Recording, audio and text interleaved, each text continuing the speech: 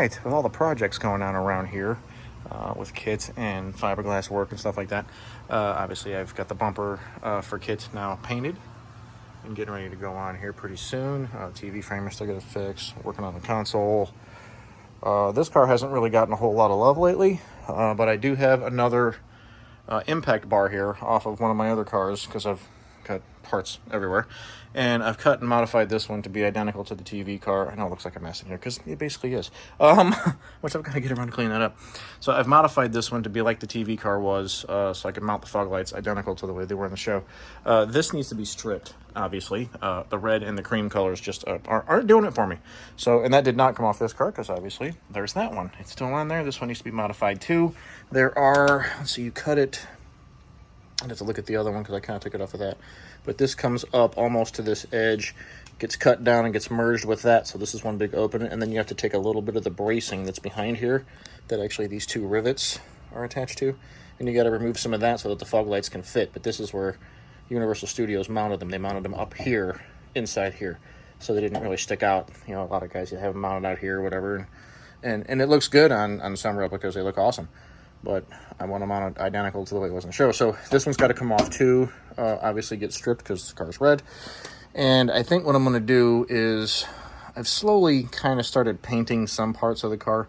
The headlight doors are off and they're black now. They were stripped all the way down, prime painted, bodyworked, and they're painted black. That one is too. I think I'm going to pull this off and get it done. Like, see, the original parts for the original bumper are modified here because this is supposed to be one big giant chunk that goes all the way across the car. I modified it and I like to use these. I know I've seen a lot of cars that don't use these. They just cut them out, remove them. And I don't believe the original car did not have this. The bumper just mounts here and you can kind of see through here anyway because it's open. But I like to use those. So I'm going to put those back on. Probably this one, and I know I'm going to put them back on that one when that bumper goes on. So I'm going to and I painted those. Those were obviously red, stripped, gone all the way down, primed them, sealed them, and then hit them with a satin black. Probably the same thing I'll do with that. I might paint that gloss black to match the headlight doors. This might all go gloss. I'm not sure yet. I haven't really figured it out. I still got to pull the engine out and a million other projects.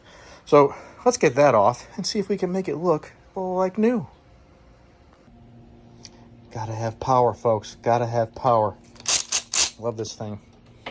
So there aren't too many bolts to hold it on. They're all 10mm hexes.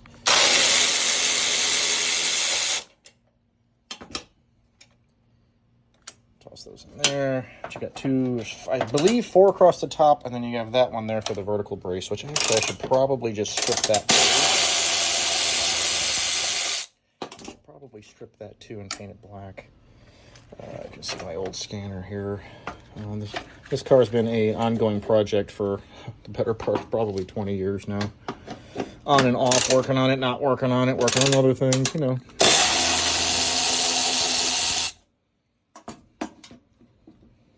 Yeah, I just noticed. So, is it there too? This one's starting.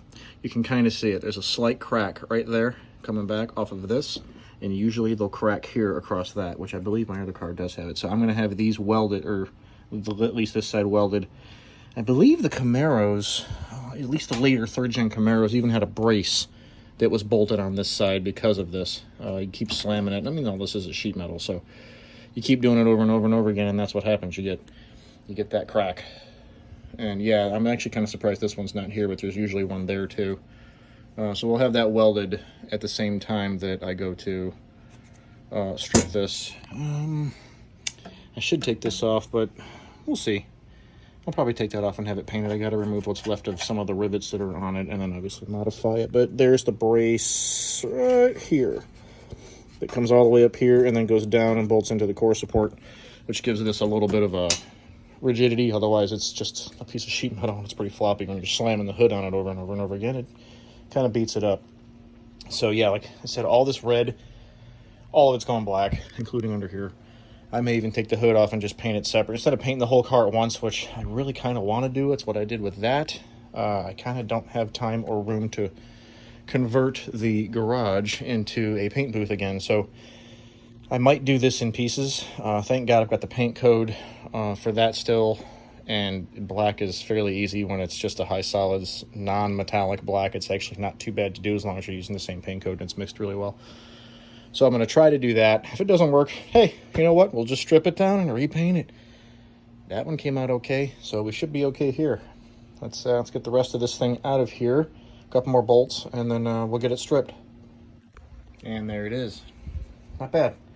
You got the 4-cross stop, like I said, 10s. The one that goes through here. And then you have the 2 for that. No problem. Now, yes, I got to adjust all this again. No big deal. Not that bad to do. I'm zoomed in. Okay. Forgot I even had that on this car. Yeah, I put a trans cooler on this a long time ago. Can't hurt either. Keep your transmission cool. It's the #1 killer of it. So to get this bracket, the vertical brace off, if you can see it, yeah, just one bolt right there, same 10 millimeter. We'll get this off. I'm going to strip this too. I might as well while I'm there. And let's get as much of this red gone as we can. You can kind of see how the factory painted it, really. How the car was completely primered first, obviously. And then when it goes through the paint section, part of the assembly plan, it's a bunch of guns that are all angled to specific areas of the car for the contours and stuff. And it just comes by and the car keeps going and it paints the whole car at once. It's actually really cool if you've never seen it. Try to look up a couple of videos on how cars are painted at the factory. It's pretty impressive. But yeah, you can see that this piece was obviously there when it was painted, and there's your overspray marks, because that is all original. This is an original 83 WS6 Trans Am Crossfire car. So yeah, let's get this out of here. Get everything over to the blaster, and we're gonna get that stripped. There's no rust in there. It looks like it on camera, but that's not. It's all like mud and dirt and garbage. I got real lucky. This car is extremely solid. There's a couple small things here and there that are wrong with it. I really kind of should do a walk around of this beast. Years ago, anybody who knows Crossfire or early 3rd gens, 82, 83 cars, they have a mechanical fan. I removed that years ago and put a factory electric fan on it, which gives you a lot more room in front here. When we got the car, it did not have AC. It's a factory AC car, but somebody had removed it. The brackets were all gone, compressor, hoses, everything except for the AC box was removed. Everything. The accumulator, condenser, it was all taken off the car. So over the years, I've slowly kind of started to put piecing it back together, new accumulator, converted it to 134A, and this thing will freeze you out of the car now. It'll actually get ice crystals forming here when it's running. So it's amazing, actually, how cold this thing is. So we did that. A lot of little things just to get it running again. People give Crossfire a bad name, but it's not a bad system. If you just think of it as a single throttle body injection system, it simplifies the snot out of it. You do have to balance the injectors, obviously, the throttle bodies. And any of you guys out there with motorcycles that have, multiple Mikuni carburetors or anything on it like that, you know the hassle of doing that. But it's not too hard to do on this car if you have the right tools. It's really not that bad. Right around 80 to 100,000, these cars should be just checked no matter what, and resync the throttle bodies. That's kind of a big deal, because if you get wear in the throttle shafts, you'll get air bleeding by them and unequal volumes, and the car will run kind of like crap. So, but other than that, it's actually a pretty robust system, and parts for it are really cheap. Other than the ECM, those are starting to get pretty scarce now. But sensors and stuff like that are not bad. Certainly not any more than any other car for sure. Everything else works on the car. I guess this will do kind of a medium walk around then. As you can see, I got chargers and there's just stuff everywhere. I need a bigger garage. That's what I need. So, fuel sender for kids. I gotta do that. Let's see, what in here? That console, I need to finish it, obviously. The steering wheel's done, but that's about it. I did recover these seats a year or so ago. I added power to this side, factory power, and ran it all identical to GM. I did put seat heaters in both seats. Don't know if I'll ever use them. Probably not, but while the seats are apart, that's the time to do it. If I never use them, sweet, nobody will ever know. If I do, cool, nice bonus. I did restore these seat belts. These were destroyed, cracked, broken. I re-dyed these. If you can see on that one, I've updated the GM badge to a Nighthead logo, which is kind of a neat little touch there. I recovered the back seats. The seat backs are done. They're in the house. I've got to bring them back out here. I have to redo obviously the headliner, sail panels. The tan plastics back there are the wrong color. That's a later darker tan. So I need to get those back to the earlier 82 style, which is what those door panels. So door panels are actually out of an 84, I believe. Yeah, because it's got Palex on it. So I do have new door panels, brand new ones. Those are going to go in. This dash is obviously not staying. I do have a dash for the car. I do have another lid, an NOS lid, an original GM lid from, God, 25 years ago, 30 years ago, maybe. I mean, it's an old GM package, never been opened. That'll go in here, but I'm waiting till everything else is done. So why put it in now and risk it getting screwed up? I did restore the PMD badges. So we got brand new badges, both seats. Seat backs are done. I did not put the retainers for the seat belts on it because I don't think I'm going to do that. I still have them. I could put them back on. I didn't want to do it. I kind of want to leave it loose right now. Originally, I was thinking about removing the seat belts, and then it's, well, that's kind of stupid. If you're actually going to drive the car, we don't want to remove safety items, especially because it's a law. You got to wear seat belts. You can see the headlight doors back there, painted, ready to go. There is a cooling fan motor. This one squeaks, so I got to do that yet. I will not be tinting these windows like I did these, as much as it does keep the car immensely cooler. This car is not going to be outside just sitting all the damn time, so I'm going to leave these the way they are. I know the original car did not have defog, but I'm keeping defog. It's very functional. I love defog. So I did add power trunk to this car, power seats, power mirrors. Basically, it's pretty much as loaded as a car as you can get. It is a 4-wheel disc posi WS6 car. Originally, so with a locking fuel door, so it's got pretty much every option other than special edition for that point. Yeah, I think it did, because it had the upgraded stereo, the ETR stereo system originally. It does not anymore. Bigger sway bar, stuff like that. There's a couple small things here and there that need to be done. A couple body dings and dents. I do have an NOS fender sitting over there because somebody years and years ago backed into this one and put a small wrinkle in it. This one can probably still be fixed, and I'm going to do that. I'll probably save this one because it's not rotted out. It does have some surface rust starting here and on the very edge there. So I will do that. And I'll put the NOS one on it just to have new. I actually have two NOS ones. I got both sides. So I might replace both sides. I might just do this side, strip that one, and put that one back on and just keep the other one as a spare. Because like I said, if you look at the inside, there's no rust. I know it's hard to see, especially with this lighting. But even the insides of the fenders are spotless. So we're going to keep this thing in as good shape as we can. I know it's getting converted into kit, obviously, but everything will be, as far as I can tell, everything that I've designed out for this car will be reversible. So, 20, 30, 40, 50, 100 years down the road, who knows, if someone decides they want to have this thing back to a factory Trans Am, it can be done with just removal of stuff, shaped like that. I have so the guy that owned this car, shout out to Chris, because he's the owner of this one. He wanted a first season replica. He wanted to have the turn signals shine through the bumper. And obviously the Knight Rider guys know that ain't gonna work. That's solid. This is a 4th season bumper. So I do have a first season bumper for this with the functional turn signals and the blackouts and everything. That'll go on here too. The proper 2TV dash will go in this, with the very large original Chaffee designed overhead console, not like this one. And I've been getting some messages saying how this isn't an accurate dash. That is correct.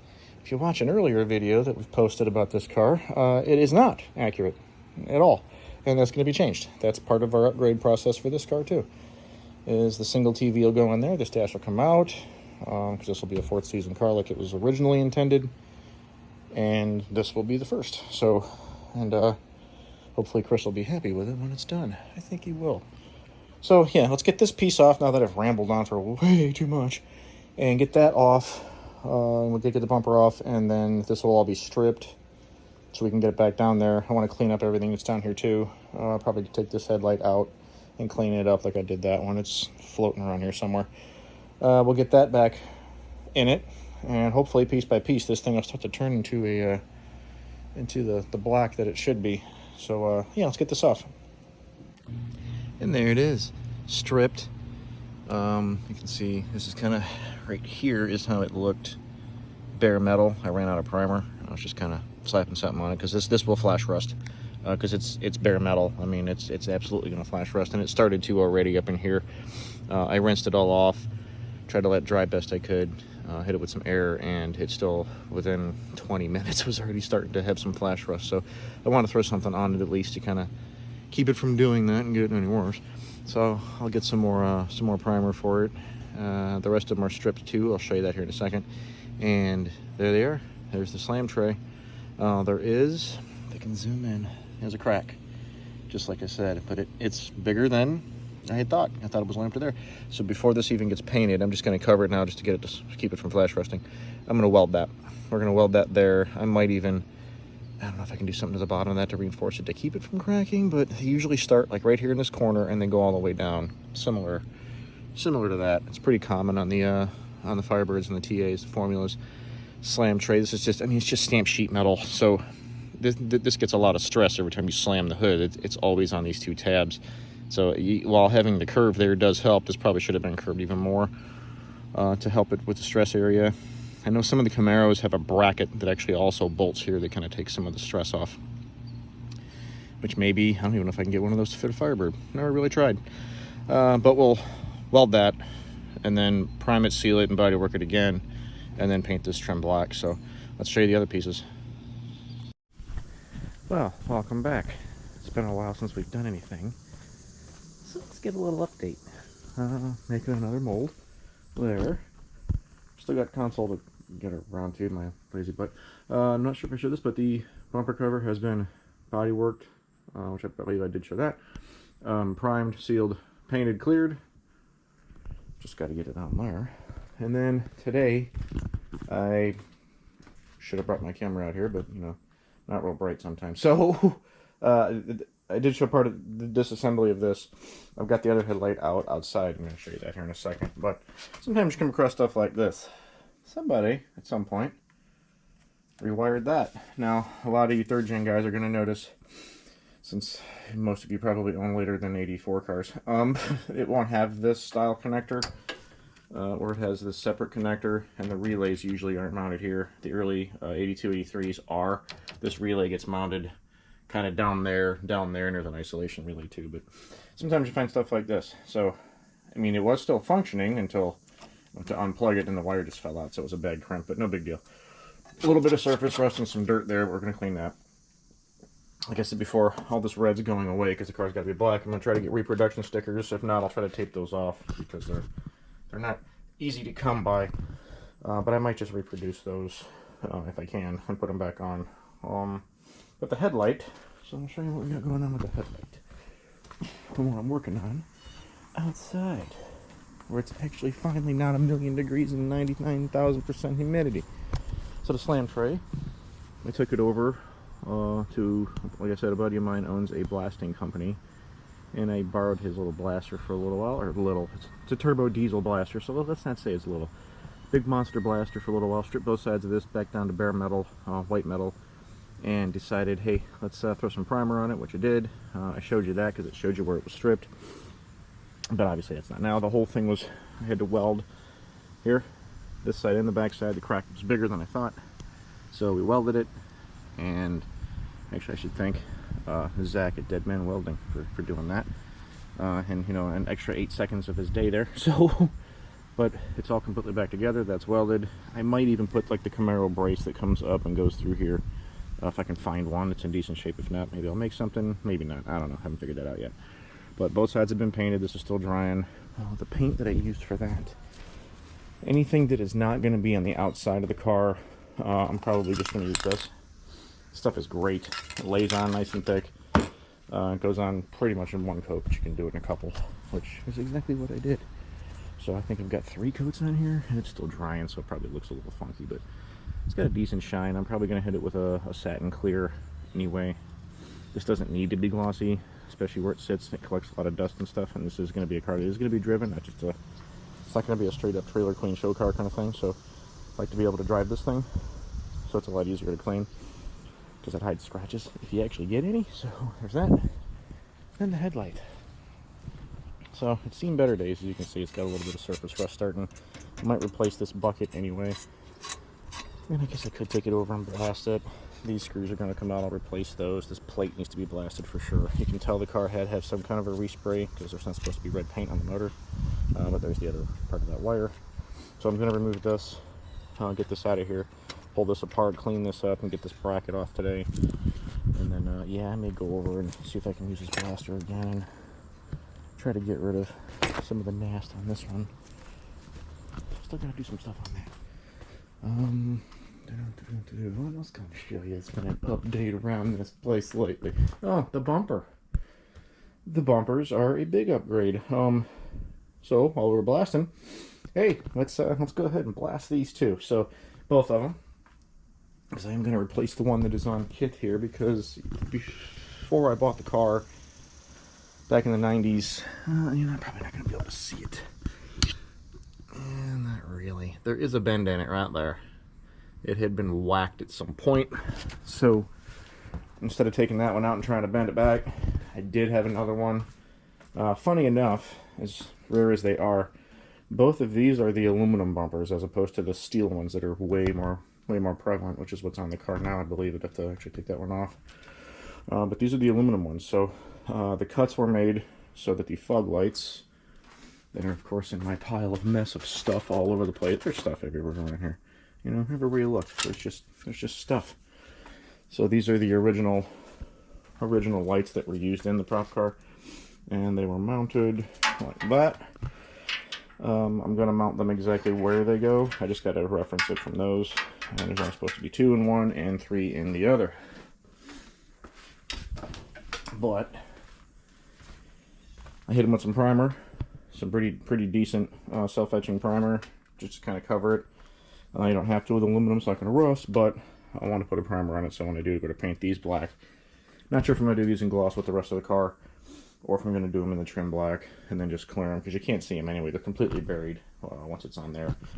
And then there's the one behind it, which I'm going to take back over there and blast it once. I got a little bit more red on this that I wasn't really paying attention to. So, but this is the one that's going to go on kit. So yeah, fog lights will mount inside here, just like the original, just like they did it from the show. And then on the bottom of those bumpers, and I don't have to reinstall these, but we're gonna. Are these? These mount to the bottom of the bumper, and all they really do, as I can see, is scoop air up through here. It's like that. So it grabs air here, forces it up and into the radiator. I can't imagine that they do a whole lot. From the factory, I can see why maybe you would need them, because the front of the factory bumper cover, especially on an 84 with the aero kits, not so much on the 82s, 83s, because there are grills, small grills with a real small square opening in them that are in the front that would allow air to go through to hit there. So those things mount, when the steel bumper, the bumper, you know, when it comes across here, they kind of mount in front of it and they force air up here and here. Not a whole lot, I can't imagine. It's probably where all this stuff came from. Get all this out of here. Look at that. Yeah, so you gotta clean all that out too. But it would force air up through there. I'm not really gonna need it on this, because the custom bumper, which I don't have out here right now, but it's similar to this. You know, you've got these big openings, so there's a lot of air going through there. Now, yeah, you'll have driving lights that are blacking a little bit, but it's still more than the factory did. But I'm still gonna put those back on. So I should probably clear these two, since I painted these so long ago. Just slap some paint on it and thought, well, they look decent, and they won't rust now.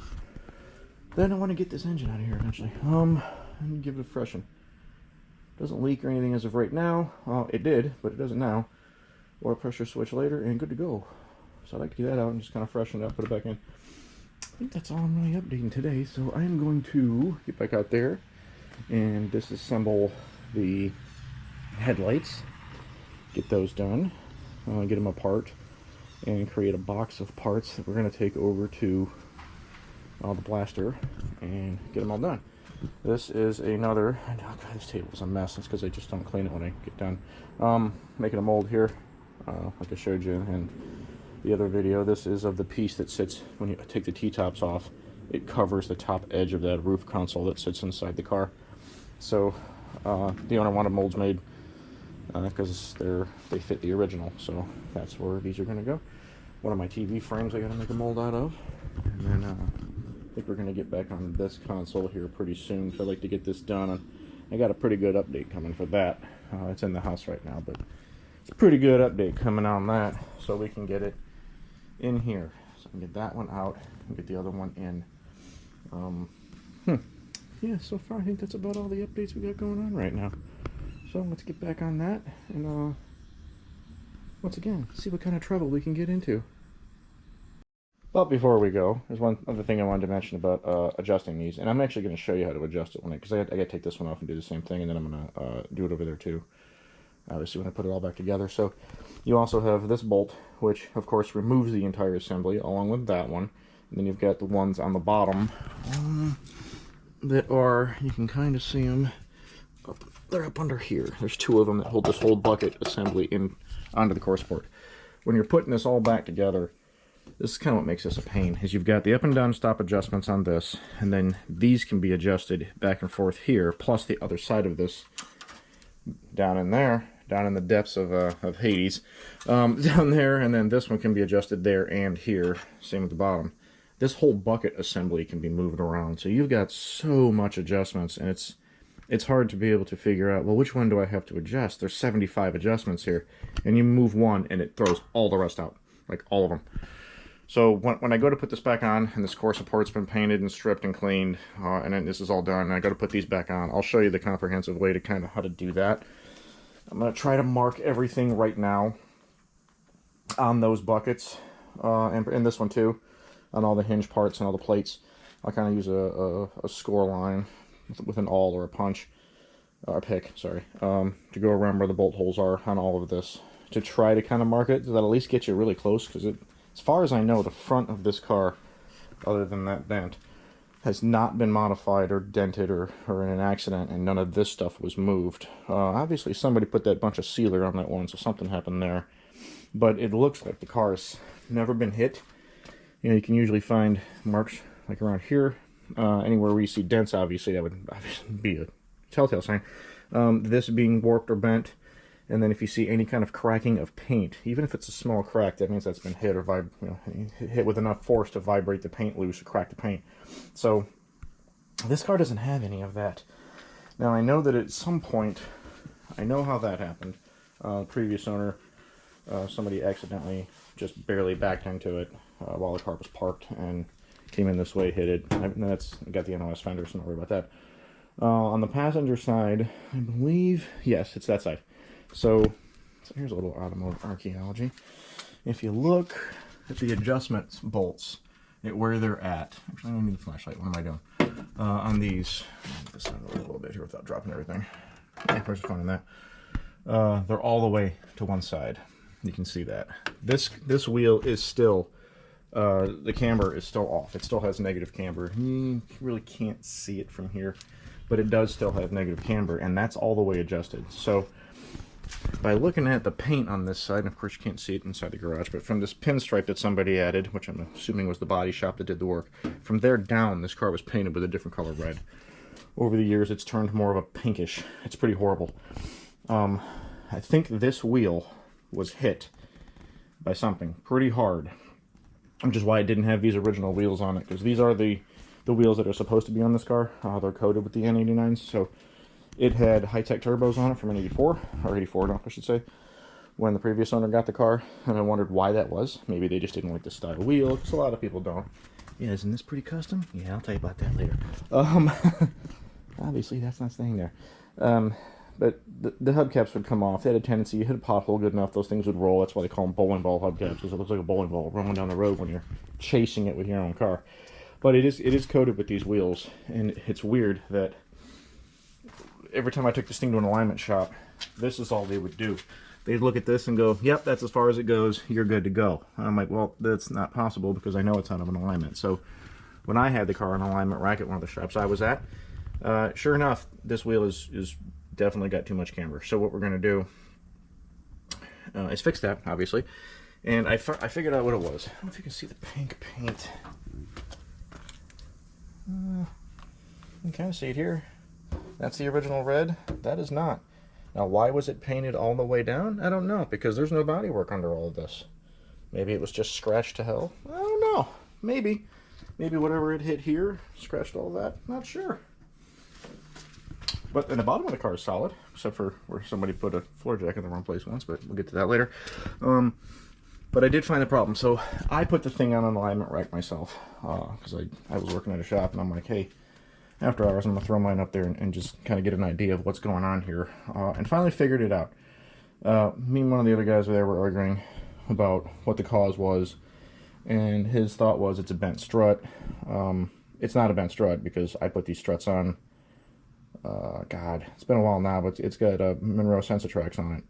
And I put them on. That was one of the first things we did when I first saw this car, like when I said when Chris owned it. So we ended up putting shock struts, springs, all kinds of stuff on this thing because it was in pretty poor shape. So I knew it wasn't a strut. So I'm looking at it, and what I find out, and you can actually see that I have the other one here, hiding right there. That big old black bar is a sway bar for this car. That is a 36 millimeter bar that's going on this. It's obviously not what's on it from the factory. I think this has a 34 on it. I'd have to decode it again. It's either 32 or 34. But the end of the bar is bent.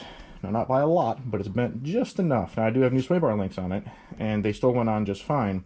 But when you have the car completely relaxed, with the wheels pointed straight ahead, which, by the way, the steering wheel isn't straight either.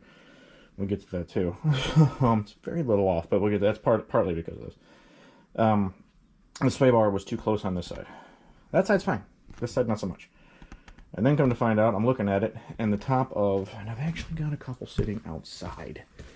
This is the perfect time, because I was going to replace them with stock, and then decided to go a different route. So let's go over here, shall we? The knuckles. Now, these have been sitting for quite some time, as you can tell. They're not, they're not horrible. I gotta clean that one up and polish this where the bearings go, and then I'm gonna paint them. But this drops more on these because these are 2-inch drop knuckles that Beltec made a long time ago. They haven't made them for probably 20-25 years. But this section here, right about here, there's a slight crack in the paint that's on those original ones. I mean, it's so small you can barely see it, especially with the dust shield and everything in the way, but you can kind of see it, I think, on the back on the other one, on the original one. So this whole section here is bent in just a tad. And look how thick that is. See, imagine the amount of force that it took to bend that and not bend the strut, because the original strut that I took off wasn't bent. It was fine. Worn out, you could push it in with your hand, didn't really do much, but it wasn't bent. So, and I think that's why the wheels were replaced. Something hit it there, destroyed that wheel, bent the knuckle, they didn't notice it, and the sway bar. They painted the side, threw a set of, maybe at that time, junkyard wheels. I mean, this is going back, so the car still probably would have been under, under warranty, but it was new enough that they could have just taken it to had it under the insurance, unless the guy didn't have insurance. I don't know. Maybe he did like those wheels. Who knows? Maybe he did get them from a dealer. I don't know. But those wheels are long gone. I procured factory ones, put them back on. These are in great shape. They just need cleaned because it's been sitting for forever. They were cleaned when I put them on, but you know, when you drive the car, brake dust gets everywhere. So that's what I got to do now. Is change that knuckle. So I do have an original one around here. It's a perfect, completely restored original knuckle that I was going to put on this. But I decided, since we're doing what we're doing with the car, that this wheel gap, let me get down here, this wheel gap cannot stay. So drop knuckles, we'll put that down to the way that it was in the show, and then I got to drop the rear wheels. So I'll do those a different way. That'll be done with springs. Oh, but I can show you exactly how we've prepped for that. So right there, see that red? That is an adjustable turnbuckle on an Edelbrock adjustable track bar. And that is how you adjust your track after you lower the car. So you can still center the rear axle. Because the way this thing's mounted, when you lower it, it pushes it to one side. So you use that and it brings it back to the center. I can still get my 4-wheel on it, get it on the alignment rack, and get this thing perfectly aligned, and yet just have the car a little lower. That's what we're going to do. So yeah, I just wanted to give you a little update on that. Now that we found the problem. But yeah, that's just weird. These should be closer to kind of like that.